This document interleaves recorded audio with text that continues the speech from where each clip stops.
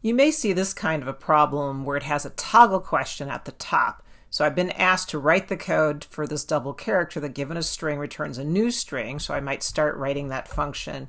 So I'm going to need to create a new string and initialize it to empty. And then I'm going to loop through for every character in the original. So I'm going to have that. And then what I want to do is double the character. And maybe I'm not sure how to do that. So I can pop up the parsons problem to show me how I could do that. And I could say, okay, yeah, in the parsons problem, it's res equal res plus char times 2. So I could use that. So I can pop it up for ideas about syntax.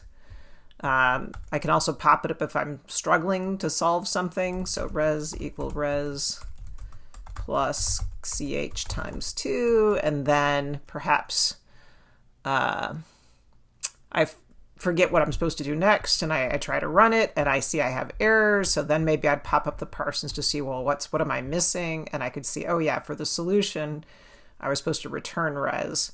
So I can make sure I do that. So you can use the toggle here to pop up a parsons problem, and you can solve the parsons problem here to help you solve this.